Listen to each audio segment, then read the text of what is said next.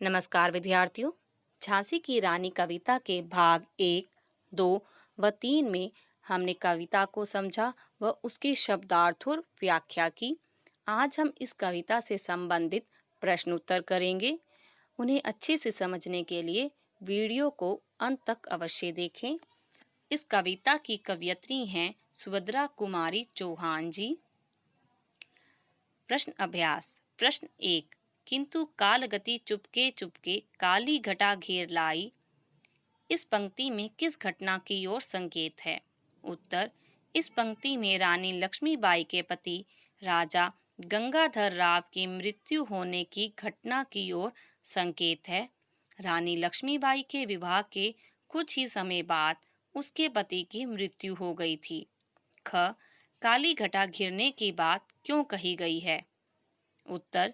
जिस प्रकार काली घटा के घिरने से चारों ओर अंधकार छा जाता है, उसी प्रकार झांसी के राजा गंगाधर राव की मृत्यु होने पर चारों ओर निराशा रूपी अंधकार छा गया। रानी लक्ष्मीबाई के पति की मृत्यु होने पर वह और झांसी के सभी लोग बहुत दुखी हुए। इसी कारण यहाँ गंगाधर राव की मृत्यु के समय निराशा की काली घटा घिरने की बात कही गई है। प्रश्न 2। कविता की दूसरी पंक्ति में भारत को बूढ़ा कहकर और उसमें नई जवानी आने की बात कहकर सुभद्रा कुमारी चौहान क्या बताना चाहती हैं? उत्तर। हमारे भारतवर्ष के गुलाम होने के कारण एक तरह से चारों ओर मायूसी वाला वातावरण बन गया था। भारतीय वीरों को साहस कमजोर हो गया था। सभी अपने को असहाय महसूस करने लगे थे। ऐसा लगता था मानो सारा देश ही बूढ़ा हो गया है। परंतु ऐसे बोझिल वातावरण में झांसी की रानी के आने से देश में एक नए उमंग का वातावरण बन गया। लोगों में संघर्ष की नई भावना जागृत हुई। एक बार लोग पुनः स्वतंत्रता प्राप्ति की ओर प्रयत्न करने लगे। यही बात सुभद्रा कुमारी चौहान उपर्युक्त व्यक्ति द्वारा बताना चाहती हैं। प्रश्न 3। वीर महिला की इस कहानी में कौन कौन से पुरुषों के नाम आए हैं?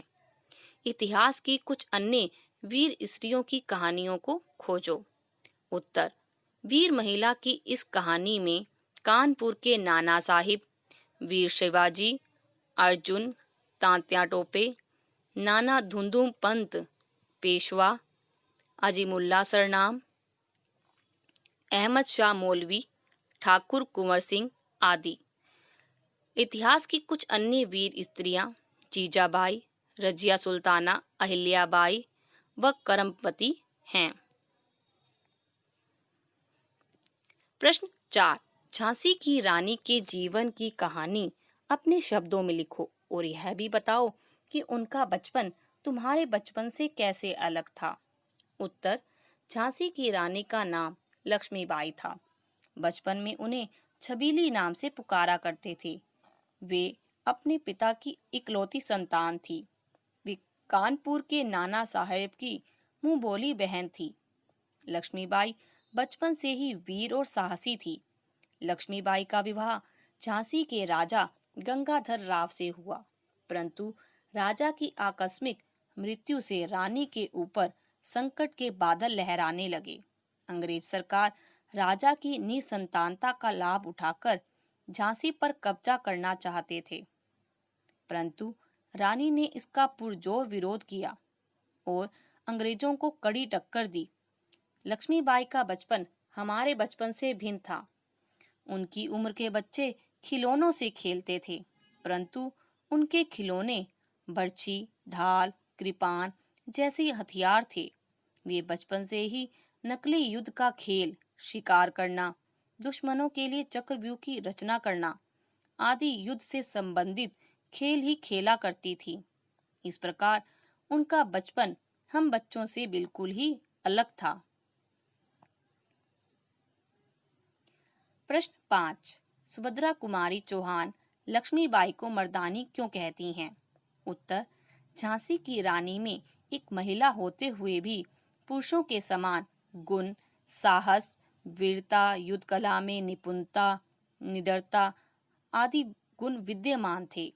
उन्होंने युद्ध भूमि में अंग्रेजों के दांत खट्टे कर दिए थे, अर्थात उन्हें हरा दिया था। उनकी वीरता का लोहा भारतवासियों के साथ अंग्रेजों ने भी माना था। अतः सुभद्रा कुमारी चौहान ने लक्ष्मीबाई के इसी अभूतपूर्व साहस, शौर्य तथा वीरता का परिचय कराने के लिए मर्दानी शब्द का प्रयोग किया है। अन्य प्रश्न उत्तर। वीरता की वैभव के साथ हुई सगाई, इस कथन का क्या अर्थ है? उत्तर।